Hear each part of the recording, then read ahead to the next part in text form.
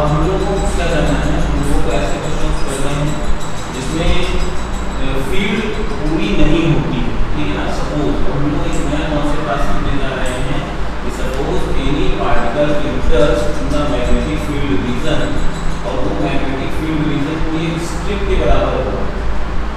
जैसे मान लीजिए ये, ठीक है, कितनी लेंथ में फील्ड है, L लेंथ में फील्ड रखी हुई है, ये रीजन है, तो किसी रीजन में फील्ड है, ठीक है। थोड़ा बड़ा बना दीजिए, इसको छोटा कर दीजिए,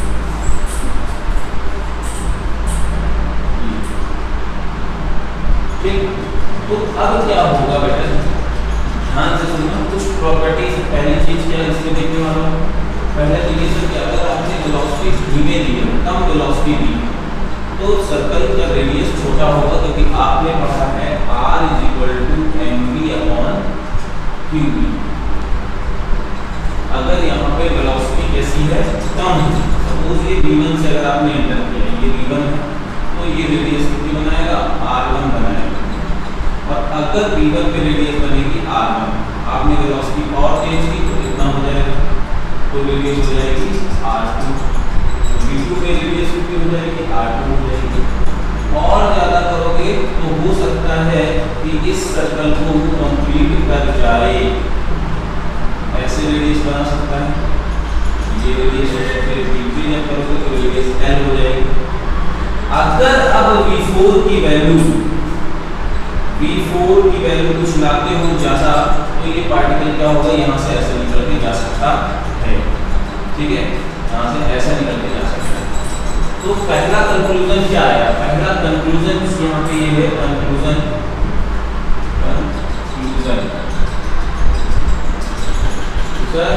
on increasing velocity, radius of circular path increases। ये बात पहले समझ में आ गई हो, पहला कंक्लूजन तो ये हो। सर अगर कोई एक हमें सर्टेन L लेंथ दी हुई है और हम चाहते हैं कि सिर्फ वही सर्कल कंप्लीट कर जाए, तो what is the maximum velocity, तो यहां पर लिखेंगे for maximum velocity such that particle में सेमी सर्कल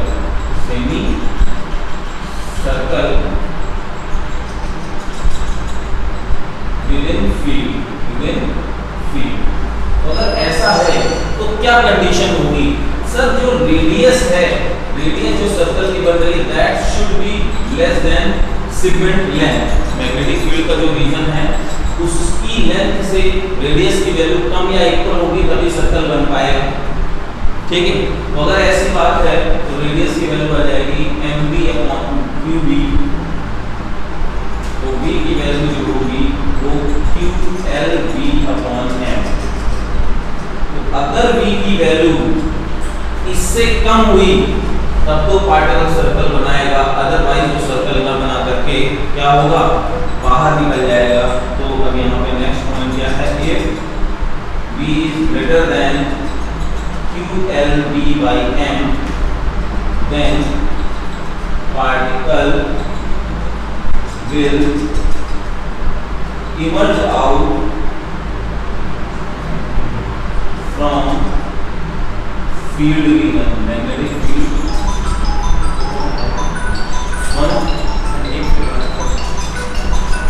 ठीक है, तो आई होप आपको ये बात समझ में आई होगी। बिल्कुल इतनी बात समझ में आई, जितने लोग भी यहाँ पे हैं इनको ये पहला कॉन्सेप्ट समझ में आया कि सर अगर पार्टिकल जो है उसकी स्पीड, वेलोसिटी डिसाइड करेगी कि उस पार्टिकल को फील्ड के अंदर से सर्कल बनाते हुए बाहर निकलना है, या सर्कल बनाते हुए निकलना है, या फिर वहीं से बाहर निकल जाना है एक आर्क बना करके।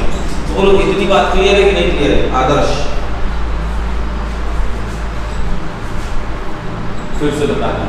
ओके, मैं ये कहना चाह रहा हूँ कि अगर कहीं पे केवल एक छोटा सा फील्ड सेगमेंट्स है L लेंथ गिवन है, तो अब पार्टिकल सर्कल बनाते हुए बाहर निकलेगा या फिर आर्क बना के निकल जाएगा, ये कौन डिसाइड करेगा? ये डिसाइड करेगा आपकी वेलोसिटी। ठीक है, कैसे? अगर आपने यहाँ पार्टिकल को v1 वेलोसिटी से फेंका था तो पार्टिकल छोटा सा रेडियस r1 बना के बाहर निकल आएगा। ठीक है, अब बात समझ में आ गई। ठीक है, और दूसरी चीज, अगर आपने स्पीड और बढ़ा दी तो रेडियस r2 हो गया, और बढ़ा दिया तो यहाँ तक चला आया, और बढ़ा दिया तो ये पार्टिकल यहीं से बाहर निकल जाएगा। तो अब ये है कि सर पार्टिकल की स्पीड को एक क्रिटिकल स्पीड बताइए जिसके लिए हमारा पार्टिकल जो है सर्कल स्पेस से रीजन से बाहर निकल जाएगा। तो हमने क्या कंक्लूजन निकाला कि देखिए सर वेलोसिटी बढ़ने से जो रेडियस है सर्कुलर पाथ की वो इंक्रीज होगी। ठीक है, फिर दूसरी चीज है फॉर मैक्सिमम वेलोसिटी की ये पार्टिकल की वो मैक्सिमम वेलोसिटी बताइए कि जो इस रीजन में सेमी सर्कल बना ले। तो हमने क्या कहा, सर अगर रेडियस बनाना है तो रेडियस की वैल्यू इस l लेंथ से कम ही होनी चाहिए तभी सर्कल बनेगा, अदरवाइज नहीं बनेगा। तो radius should be less than field region length. ठीक, तो अब जैसे किया mv/qb that should be less than l। तो v की वो वैल्यू आ गई कि जिससे कम अगर होगी, ये पूरी वैल्यू है, अगर इससे वेलोसिटी कम या इक्वल है तब तो सेमी सर्कल बनाएगा, अदरवाइज सेमी सर्कुलर नहीं बनाएगा। ये देखो रीजन लिखा हुआ है, बोलो समझ में आया? L है एक नहीं, L वो है, L is the length segment of magnetic field reason.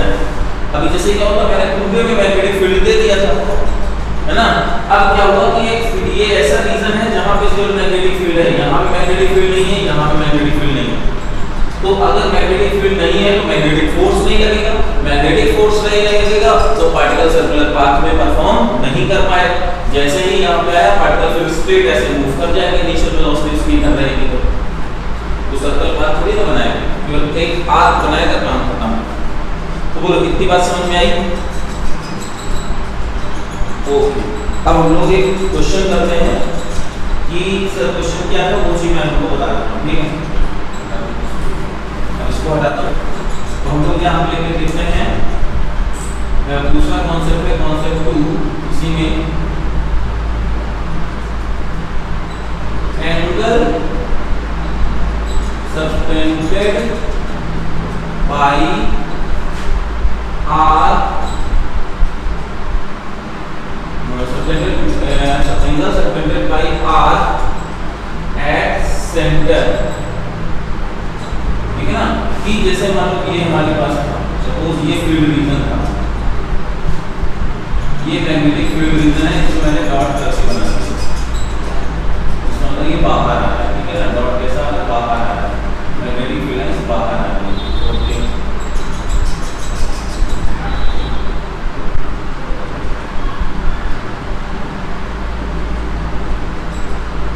ठीक है। अब जैसे ये पार्टिकल v वेलोसिटी से एंटर किया, q इसका मास है, m मास q चार्ज है इस पार्टिकल का, v वेलोसिटी से यहाँ पे एंटर किया और आपने देखा वो ऐसे निकल गया, यहाँ से यहाँ तक सर्कल था और इसके बाद ये सीधे यहाँ से ऐसे निकल गया टेंजेंशियल डायरेक्शन पे।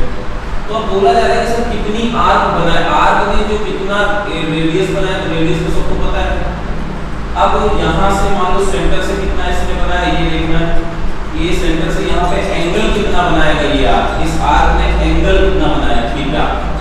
तो अब मान लो ये A, ये नहीं C लिखते हैं इसको, क्योंकि P यहाँ से इनिशियल पॉइंट P, ये है Q, ये है पॉइंट O जिसने एंगल बनाया थीटा। अब ये तो सर्कुलर आर्क है तो रेडियस को कंफर्म है सर mv/qb बनाएगा, where v is the velocity of particle, velocity of particle।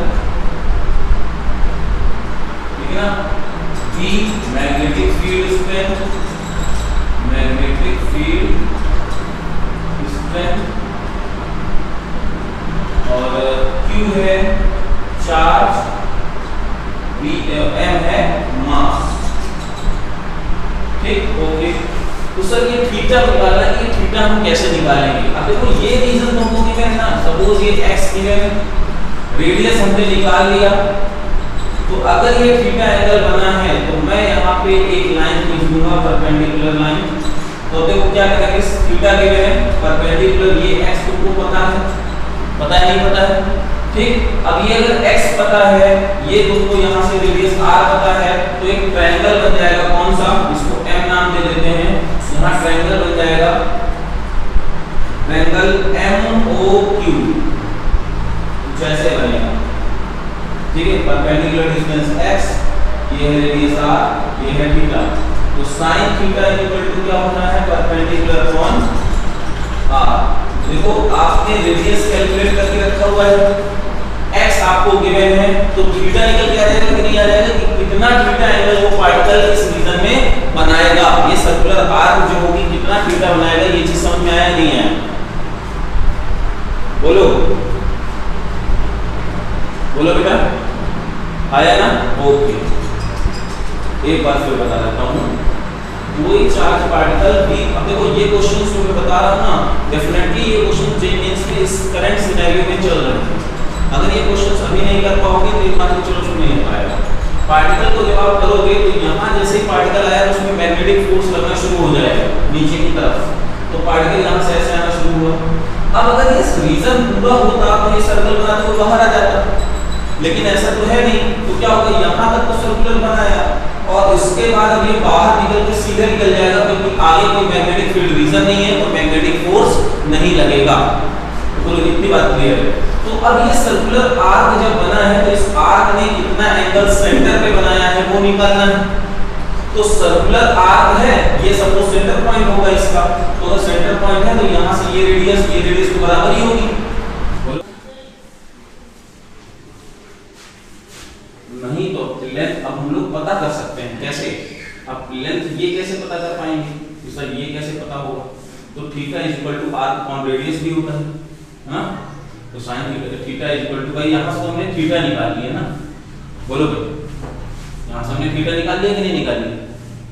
और अब कितना पाथ कवर्ड किया, कितनी डिस्टेंस है PQ की, ये कैसे निकालोगे, तो हम लोग यहाँ पे देखेंगे डिस्टेंस, ये कह सकते हो distance covered in magnetic field region है, मैग्नेटिक फील्ड रीजन। तो कितने डिस्टेंस कवर होगी, theta equal to R upon radius होता है। तो यहां से आर कितना हो जाएगा, थीटा इनटू रेडियस। तो यहां से आपको ये लेंथ निकल के आ जाएगी। बोलो आएगी कि नहीं आएगी, बोलो, नहीं समझ में आया, आ गया। अब जब ये आ गया तो आपसे ये पूछा जाएगा कि कितने टाइम बाद ये पार्टिकल P के बाद Q से निकलेगा। तो कितना टाइम, यहाँ पे पहले वो कितने क्वेश्चन थे, पहला ये, दूसरा कवर्ड डिस्टेंस, और तीसरा time taken by particle to move from, मतलब कि यहाँ पे लिखेंगे time taken by particle to cross magnetic field region, to cross magnetic field region. तो कितना टाइम लगेगा ये निकालना है। तो सपोज ये L लेंथ था और स्पीड थी v, तो speed is equal to distance upon time. तो यहाँ से टाइम की वैल्यू कितनी आ जाएगी, L by v। तो यहाँ से टाइम की वैल्यू भी आप निकाल सकते हो। तो बोलो इतनी बात समझ में आई नहीं है, क्या ये कॉन्सेप्ट क्लियर हुआ आपको आदर्श?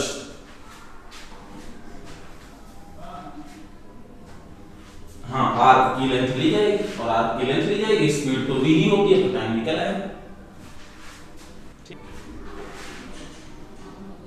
ये कोई एक कोऑर्डिनेट दिया हुआ है, ठीक है, कोऑर्डिनेट दिया हुआ है, और ये कोई रीजन है, जो कोई रीजन है जहां पे मैग्नेटिक फील्ड है।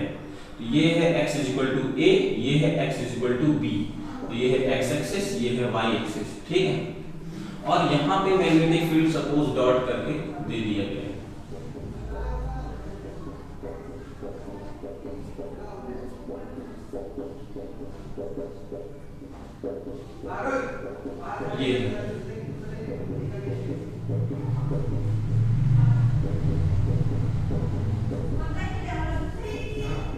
ये है। अब कोई पार्टिकल यहां से v वेलोसिटी से एंटर किया जाता है, जब v वेलोसिटी सेंटर किया जाता है तो पूछा गया है कि what is the velocity of the particle such that particle makes a semi circular ring, ठीक है ना। ये what should be the velocity, what should be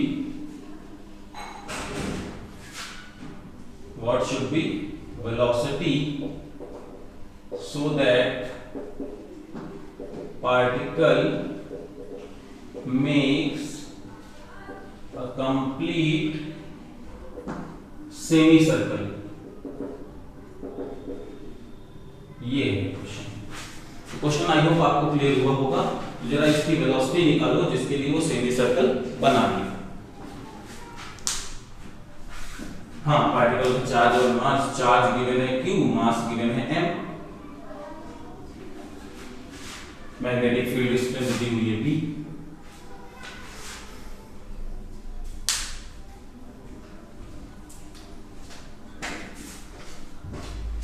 पहले सॉल्व करो फिर मुझे बताओ।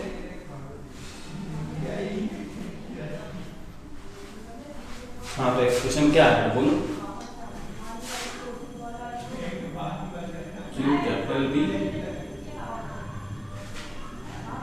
B minus A upon M। Shivani ये आंसर पहला ये दे रहे हैं, ठीक है, रेडियस का, मतलब सॉरी वेलोसिटी का। तो आप बताओ क्या ये सही है? अगर नहीं सही तो आप अपना ऑप्शन दे दो। तुम्हारा भी यही आ रहा है, ठीक है। देखते हैं कैसे किया। तो बहुत आसान है ये तो। क्यों कैसे सर आप ही ने बोला है कि जो रेडियस बनेगी वो उस लेंथ से कमजोर होना चाहिए, लेंथ से कम होना चाहिए। तो अगर ये डिस्टेंस b गिवन है, ये डिस्टेंस a गिवन है, तो ऑब्वियस सी बात है ये b माइनस a हो जाएगा। तो रेडियस शुड बी लेस और equal to b minus a, यानी mb upon qb b minus a। तो v is equal to b minus a qb upon m। This is the velocity. तो बोलो ये आसान था कि नहीं था? हाँ, इक्वल होगा, क्योंकि टच करके आना है तो इक्वल होगा, टच करके आना है तो ये इक्वल करेंगे। अगर पूछा जाता कि नहीं सर्कल ही बनाना है तो फिर लेस भी लगा सकते थे, ठीक है ना। ये 2008 में आया था ये क्वेश्चन। तीन रीजन बनाए गए, रीजन 1, रीजन 2, रीजन 3, ठीक है। 3 रीजन में मैग्नेटिक फील्ड है, यहां मैग्नेटिक फील्ड है,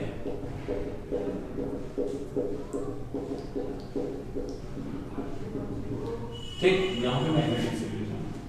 A particle of mass m and charge q moving with velocity v in the region 2 normal to the boundaries as shown in figure। वो ये charge particle है जिसका चार्ज q, मास m, v velocity से perpendicularly v reason में inter कर रहा है as shown, having magnetic field strength b। The length of the region is given small l, length of the region is given small l। Choose the correct statements, choose the correct statements, choose correct statements। क्या statements हैं? 2008 में ये question है। Question क्या है फिर से एक बार मैं बता देता हूँ, काफी देर होगी लिखने में। सीधे सीधे एक पार्टिकल चार्ज मास q है, चार्ज q है, मास m है, v वेलोसिटी से एंटर कर रहा है रीजन सेकंड में जिसका मैग्नेटिक फील्ड है b। अब कह रहा है कि करेक्ट ऑप्शन को टिक करिए। The particle enters in the region third only if velocity is greater than इतना, थर्ड में रीजन एंटर करेगा अगर वेलोसिटी इतनी है। Path length of the particle in the second region will be maximum अगर velocity इतना है। और लास्ट ऑप्शन है कि जो पार्टिकल 2 होगा, मतलब पार्टिकल होगा time spend in the region 2 is same for any velocity v as long as particle returns to the particle region 1। Question में समझ में आया हो मुझे बताओ। ये मल्टीपल चॉइस है ये।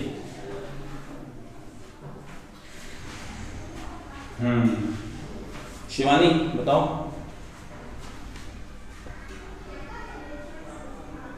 First and third, what about fourth and second?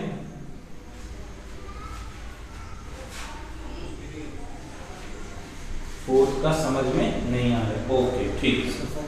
Fourth में ये कहना चाह रहा है, तो मैं आपको बताऊं कि फर्स्ट सही होगा, थर्ड सही होगा, फोर्थ भी सही होगा। क्यों? क्योंकि यहाँ पे पूछा गया है time spend in the region second is same for any velocity as long as particle return. अगर तुमने धीमे से स्पीड दिया तो ऐसे जाएगा, और ज्यादा दे दिया ऐसे जाएगा, और ज्यादा दे दिया तो ऐसे जाएगा। लेकिन जरा मुझे बताओ, क्या रेडियस पे डिपेंड कर रहा था तुम्हारा टाइम पीरियड या वेलोसिटी पे डिपेंड कर रहा था? टाइम पीरियड क्या था? 2 पाई m अपॉन क्यूबी। तो चार्ज सेम, चार्ज पार्टिकल का charge same, mass same, velocity magnetic field same.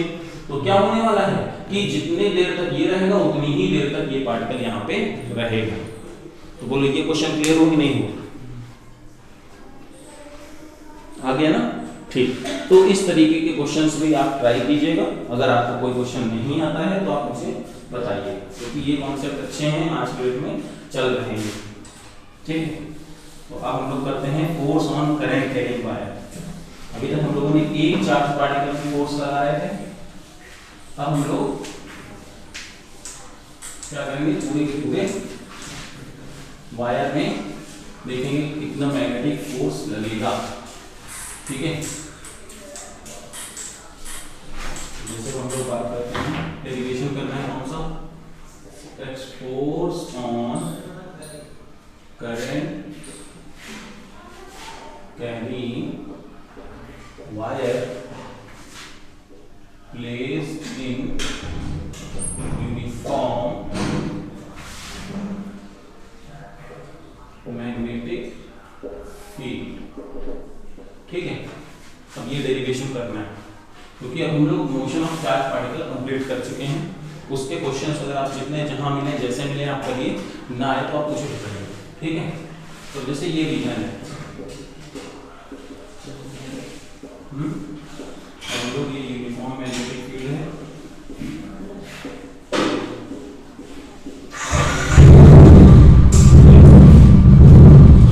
हम लोग यहाँ पे क्या करेंगे, कंडक्टर ले लेंगे, L लेंथ का कंडक्टर है, L लेंथ का कंडक्टर है, जिसका cross sectional area A given है।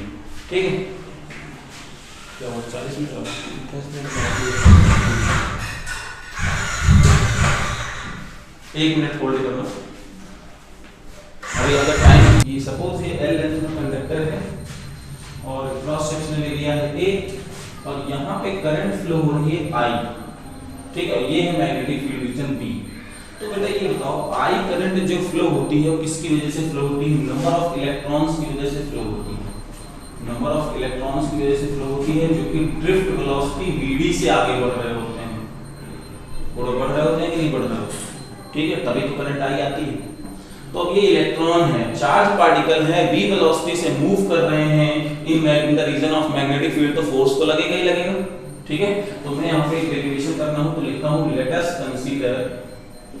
let us consider along current carrying wire of length L, cross sectional area A, sectional area A, ठीक है ना, in which current I is flowing, placed in uniform magnetic field B।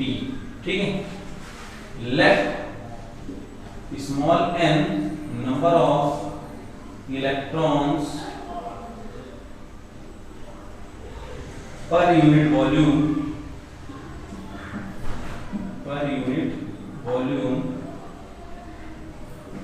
travels with drift velocity vd। ठीक है, so अब इतनी बात क्या लिखा मैंने, एक L लेंथ का cross sectional area current carrying wire लिया जिसका क्रॉस सेक्शनल एरिया है A, current flow rate I, उसमें हर n number of per unit electrons हैं जो कि vd स्पीड से मूव कर रहे हैं। तो अगर vd स्पीड से मूव कर रहे हैं तो अब यहाँ पे देखो मूव कर रहा है तो इसमें मैग्नेटिक फोर्स लगेगा, तो लिखेंगे let s small n is the number of electron per unit travels with velocity v in the region magnetic field, in the presence of magnetic field B. So magnetic force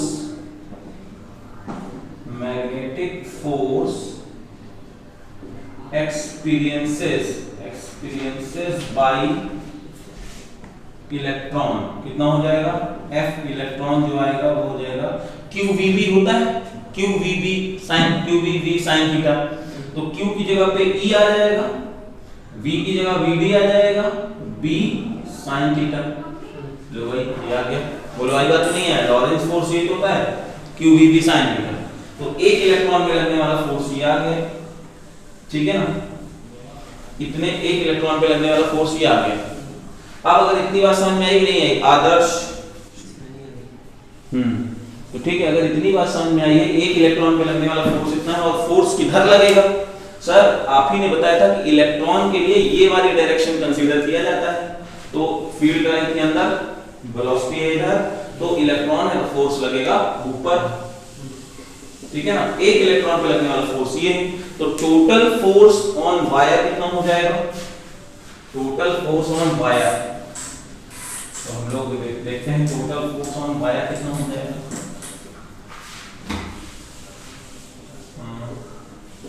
total force on wire ये कितना हो जाएगा, तो F is equal to जो होगा that will be, अब total एक charge particle कितना है, तो चार्ज पार्टिकल कितने हैं सर, एक यूनिट वॉल्यूम होता तो n होते, टोटल वॉल्यूम ले लेना है तो A into L हो जाएगा, और एक पे लगने वाला फोर्स F डैश, तो F की वैल्यू आ जाएगी NaL into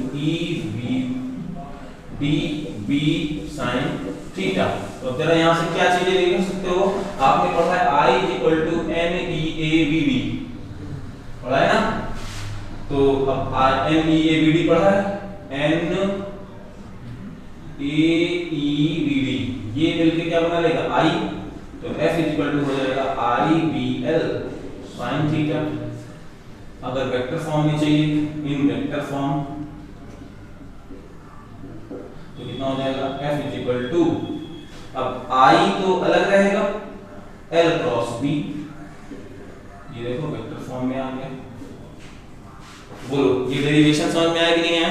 अब थीटा क्या है, थीटा है, हाँ फिर से बताओ, यहां तक समझ में आया होगा, I इक्वल टू NeAVD होता है, तो यहां से NE, हाँ यहाँ ये ओके, हाँ एक इलेक्ट्रॉन पे लगने वाला फोर्स इतना है जो कि F डैश है, ठीक है, बोलो अब एक इलेक्ट्रॉन पे लगने वाला फोर्स ऊपर जा रहा है जो कितना है, अब टोटल करंट कैरिंग वायर में जितने नंबर चार्ज पार्टिकल्स होंगे सब में फोर्स ऊपर लग रहा होगा, तो टोटल फोर्स कितना हो जाएगा, small n is the unit volume में इलेक्ट्रॉन्स, तो टोटल इलेक्ट्रॉन्स इस पूरे कंडक्टर में कितने हो जाएंगे, कंडक्टर के वॉल्यूम का मल्टीप्लाई, ये बोलो अभी आया नहीं आया, हाँ तो ठीक है, और F डैश की वैल्यू को आपने उठा करके पूरी वैल्यू को उठा करके यहाँ पे रख दिया, और I की वैल्यू ये होती है तो आप यहाँ से अरेंज कर दोगे, आप कहोगे सर थीटा क्या है, थीटा क्या है, तो theta is the angle between current segment and magnetic field, यहाँ पे लिख लीजिए theta is angle between current segment and magnetic field, ठीक है ना। अभी जैसे केस दिखा देता हूं मैं, जरा ध्यान सुनना, पहले वो वेक्टर फॉर्म बाद में देखो, अगर अभी थीटा किधर है, थीटा मतलब थीटा किसके बीच में एंगल होगा, करंट सेगमेंट, जैसे अब ये वायर है, मैग्नेटिक फील्ड सपोज अंदर जा रही थी तो वायर इधर जा रहा है, तो आइडियल तो इधर ही होगा ना, बोल भाई बोलो यार आदर्श, आइडियल इधर फील्ड इधर, थीटा की वैल्यू 90 डिग्री है ना, तो यहाँ पे देखो अगर मान लीजिए आईडीएल सपोज करंट की डायरेक्शन इधर जा रही है, आईडीएल इधर जा रहा है और थीटा इधर जा रहा है, तो थीटा की वैल्यू 90 डिग्री, तो एफ इसकी वैल्यू आ जाएगा आईबीएल जो मैक्सिमम फोर्स होगा। फॉर मैक्सिमम फोर्स थीटा की वैल्यू कितनी होनी चाहिए, 90 होनी चाहिए, तो F is equal to IBL आ जाएगा। और फॉर मिनिमम फोर्स थीटा की वैल्यू 0, यानी एफ मिनिमम कितना आ जाएगा, ये 0 कब होगा, 0 तब होगा बेटा कि जब फील्ड लाइंस और करंट सेगमेंट की डायरेक्शन सेम हो जाएगी। जैसे मिनिमम कब होगा, जब अब जैसे मान लो मैं इस करंट कैरिंग वायर को इधर रखता, ठीक है ना, करंट इधर आ रही होती या फिर इधर जा रही होती, थीटा हमारा 90 डिग्री होता मैग्नेटिक फील्ड से, तो उस केस में क्या हो जाता है, थीटा की वैल्यू 90, फोर्स मैक्सिमम लग रहा होता है जो कि होता आईबीएल। अब बात आती है कि सर अगर मान लो मैंने करंट सेगमेंट को ऐसे कर दिया, ठीक, जिधर मैग्नेटिक फील्ड उधर ही कर दिया, तो कितना हो जाएगा, ठीक, मैग्नेटिक फील्ड सेगमेंट में मैग्नेटिक फील्ड भी इधर, आईडीएल भी इधर, तो करंट की वैल्यू क्या हो जाएगी, मतलब सॉरी थीटा की वैल्यू 0 हो जाएगी और यहाँ पे एफ मिनिमम की वैल्यू 0 हो जाएगी, उस पर कोई फोर्स नहीं लगेगा। आपको अगर सर डायरेक्शन जरा ये बताइए, हम लोग करंट की डायरेक्शन को लेके काम करेंगे या फिर इलेक्ट्रॉन की डायरेक्शन को लेके काम करेंगे, तो बेटा ध्यान से सुनो, अब इतने करंट कैरिंग वायर के सेगमेंट बना देगा कि अब इलेक्ट्रॉन का लेना भूल जाओगे। तो एक काम करना, हमने इलेक्ट्रॉन के लिए ये किया था, अब इलेक्ट्रॉन का काम ही नहीं, करंट तो इधर फ्लो हो रही है ना, ये लो करंट की डायरेक्शन, अब हमारे लिए ये रूल क्या करने लगेगा, करंट कैरिंग वायर के लिए क्या बन जाएगा, this is the direction of current, this is the direction of magnetic field, this is the direction of palm. तो वही रूल अपनाना है अभी भी जो आप पहले राइट हैंड पाम रूल अपना रहे थे। अच्छा एक बात और सोचो, ये तो रीजन है ना करंट फ्लो होने के लिए इलेक्ट्रॉन का मूव होना जरूरी है, लेकिन आपने क्या पढ़ा है, करंट का फ्लो की डायरेक्शन जो होती है प्रोटॉन की फ्लोइंग की डायरेक्शन के बराबर होती है, और ये रूल तो हम लोगों ने प्रोटॉन के लिए ही पढ़ा था ना। तो जो रूल वहां पे पॉजिटिव चार्ज के लिए डायरेक्शन फाइंड करने के लिए वहां पे होगा, सेम रूल यहाँ पे भी है, तो आपको ये टेंशन लेने वाली बात जरूरत दिक्कत नहीं होगी। तो बोलो बात समझ में आई कि नहीं आई?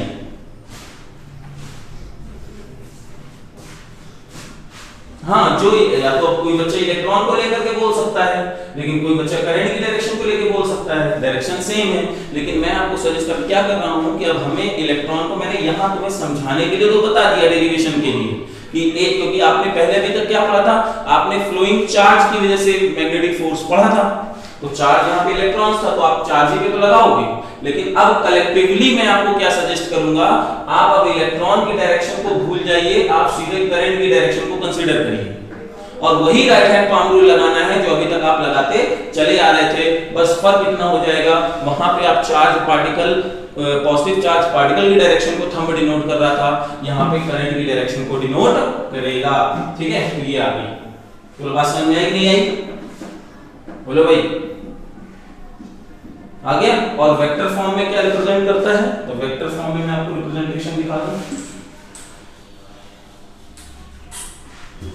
इन वेक्टर फॉर्म, तो वेक्टर फॉर्म में क्या होगा, आई बाहर एल क्रॉस बी, क्योंकि भाई देखो ना ए बी साइन थीटा लिखा हुआ है तो क्रॉस प्रोडक्ट आएगा, तो ये हो जाएगा। बोलो क्लियर हुआ नहीं हुआ?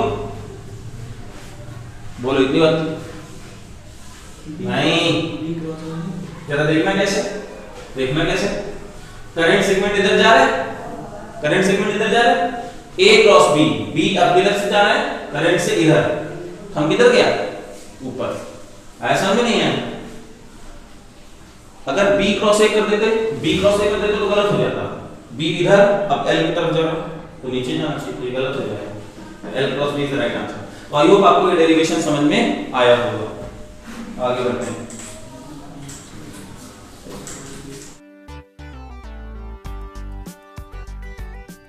The Lorentz force is a phenomenon experienced by an electric current which is made up of negatively charged particles or electrons moving through a wire.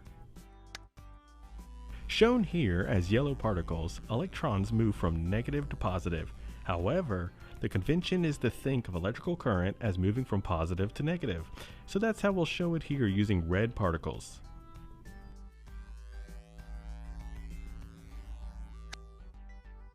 If it's not moving, a charged particle doesn't create any magnetic field.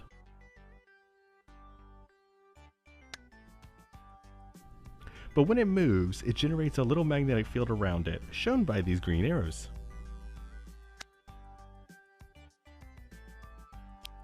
Flip the direction of the current, and you flip the direction in which the magnetic field circles around it. The magnetic field produced by the current will interact with another magnetic field, just the way two magnets repel or attract each other. Here's a horseshoe magnet with a north and south pole. The magnetic field always points from north to south, as shown by the blue lines. This wire is arranged in a kind of pendulum, so it can swing back and forth. Let's insert the horseshoe magnet into the setup and see what happens when electricity runs through the wire and creates a magnetic field around it. The pendulum swings in a different direction perpendicular to the horseshoe magnet's field and to the movement of the current.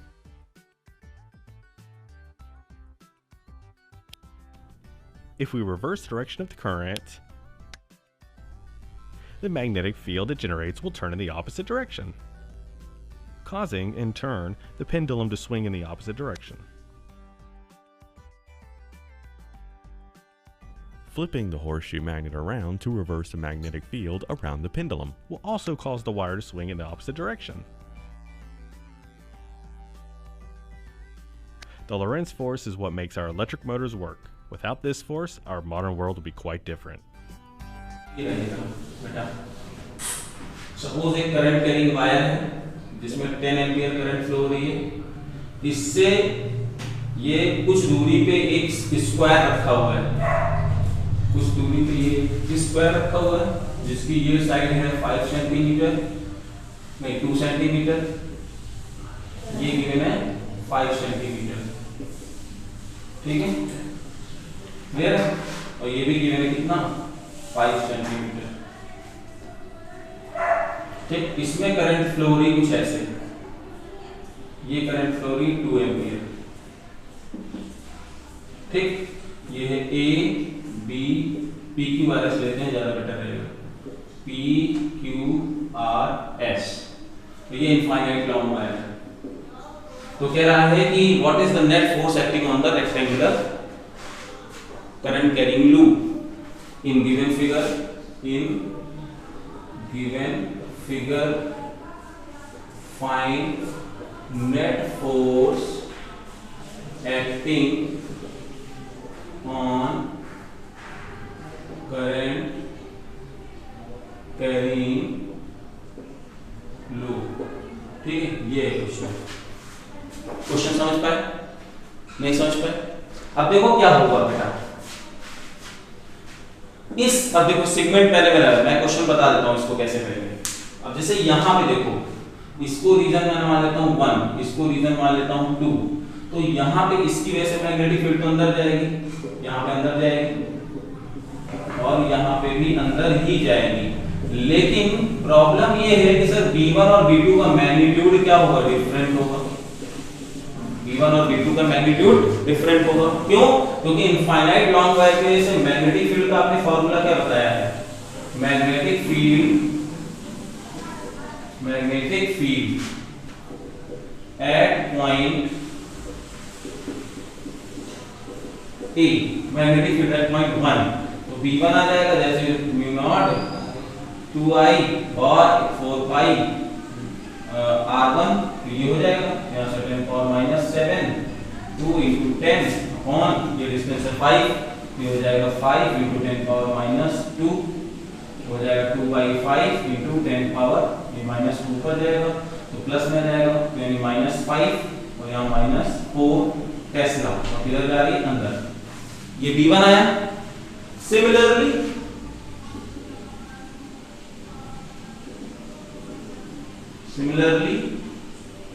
Field at point 2,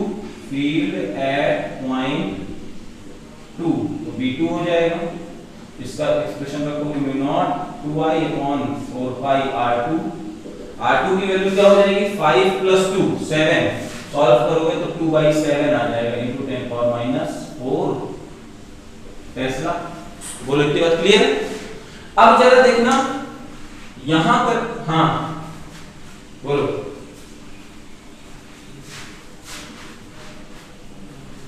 कौन सा?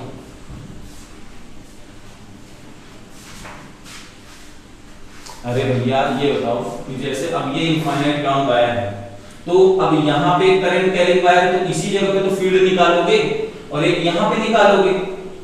यहाँ पे भी तो current carrying wire है, यहाँ पे भी तो करंट कैरिंग वायर है, तो यहाँ की फील्ड चाहिए कि नहीं चाहिए? इसकी वजह से। और ये मान लेना है कि इसकी वजह से जो फील्ड यहाँ क्रिएट हो रही है वो नेग्लिजिबल है। मतलब ये मत समझ लेना कि इसकी वजह से फील्ड निकाला, इसकी वजह से भी निकालेंगे, इसकी वजह से निकालेंगे, नहीं। आपको केवल क्या कंसीडर करना है, इस लॉन्ग वायर की वजह से फील्ड रीजन है और उस रीजन में ये मेरा करंट कैरिंग लूप रखा हुआ है, तो इस पे नेट फोर्स कितना होगा? क्यों लगेगा नेट फोर्स? अगर इसकी वजह से मैं फील्ड देखूं तो अंदर जा रहा है, ये करंट ऊपर जा रही है, तो इस पे फोर्स F1 फोर्स इस पे इधर लग रहा है और इस पे करंट नीचे जा रही है, मैग्नेटिक फील्ड डिफरेंट है, इसमें फोर्स हो जाएगा ये F2, इसमें फोर्स हो जाएगा F2। तो अब भैया F2 इधर F1 इधर, तो इधर तो मूव करेगा ही करेगा क्योंकि इक्वल फोर्स तो है नहीं।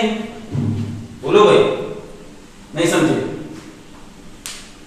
अब समझे? और रही बात इन सेगमेंट्स में, तो देखना ध्यान से, अब यहां से जो फील्ड तुमने इस रीजन में लिया है वही मैग्नीट्यूड यहां होगा मैग्नेटिक फील्ड का। अब ध्यान से सुनना, इसमें मैग्नेटिक फील्ड अंदर, थंब इधर, फोर्स ऊपर, तो जो फोर्स यहाँ पे ऊपर लग रहा है वही फोर्स यहाँ पे नीचे लग रहा है। मतलब ये दूसरे को एक दूसरे को तो कैंसिल कर देंगे, तो vertical force will cancel two each other, केवल हॉरिजॉन्टल फोर्स अनबैलेंस्ड है तो वो निकालना है। नहीं समझ में आया? बोलो आदर्श, नहीं समझ में आया? शिखर आया कि नहीं आया बेटा? बोलो भाई, जितना मैग्नीट्यूड आप फोर्स का यहां निकालोगे उतना ही मैग्नीट्यूड यहां आएगा। बस अब यहां करंट की डायरेक्शन इधर है तो फोर्स नीचे जाएगा, यहां करंट की डायरेक्शन इधर है तो फोर्स ऊपर जाएगा। तो जितना फोर्स यहां लग रहा है उतना ही फोर्स यहां लग रहा है, जितना फोर्स यहां लग रहा है उतना यहां लग रहा है, जितना यहां लग रहा है उतना यहां लग रहा है। तो ये सब फोर्स एक दूसरे को क्या कर देंगे? कैंसिल कर देंगे। हाँ, इस सेगमेंट में पूरे में F1 फोर्स लग रहा है, इस सेगमेंट में F2 लग रहा है, दोनों अनबैलेंस्ड हैं, इसका मतलब ये कहीं ना कहीं तो मूव करेगा। अब किधर करेगा वो मैं बताता हूं, ये V1 हो गया, ये V2 हो गया। अब हम लोग अपने इसी फॉर्मूले पे आ जाते हैं, फोर्स ऑन सेगमेंट PQ, ठीक है ना? तो कितना हो जाएगा? F1 जो आएगा दैट विल बी IBL होता है, तो IB1L। नहीं समझे? क्योंकि इसकी लेंथ सबको गिवन है 5, करंट फ्लो हो रहा है 2 और इसमें मैग्नेटिक फील्ड B1 हमको वहां से निकालनी, ठीक है? तो ये IB1 हो जाएगा। एंड फोर्स ऑन सेगमेंट कितना है? QR, तो ये QR आ गया, वो F2 हो जाएगा, वो हो जाएगा IB2L, ठीक है? ये F2 ये F1, ठीक। अब क्या करेंगे भाई? डिफरेंस है सर, तो हम लोग क्या कर देते हैं, इसको पॉजिटिव ले लें, इसको माइनस कंसीडर कर लें। तो नेट फोर्स कैसे निकालेंगे? नेट फोर्स के लिए आ जाओ, नेट फोर्स, तो नेट फोर्स चाहिए, नेट फोर्स F नेट क्या होगा? F2 माइनस F1 कर दो, ठीक है? तो F2 कितना होगा? IL तो कॉमन ले लेंगे, V2 माइनस V1 कर दिया हमने, ठीक है?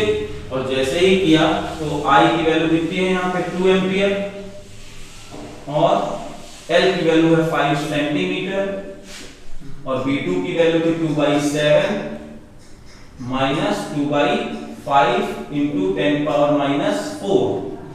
बोलो इतनी बात समझ में आएगी नहीं आएगी? अब हम लोग जब सॉल्व करेंगे तो ये कितना हो जाएगा? प्रॉब्लम ये आ गई कि सर अच्छा चलो ले लेते हैं, कोई बात नहीं।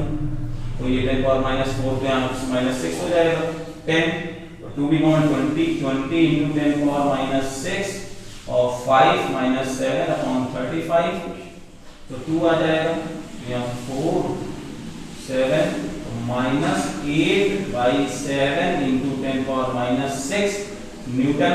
अब माइनस साइन आ रहा है, इसका मतलब क्या हुआ कि F2 नहीं जीत रहा है, कौन जीत रहा है, F1 जीत रहा है, तो कितने न्यूटन फोर्स लगेगा टुवर्ड्स इधर वायर, ठीक है ना, ये डायरेक्शन आ जाएगी। तो बोलो ना समझ में आया हो तो मुझे बताओ, अभी चीजें फिर से समझानी है मुझे, फिर से बताऊं मैं।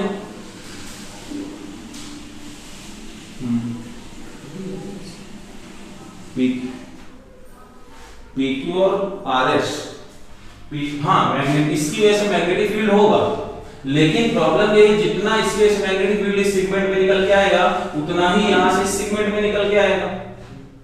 बोल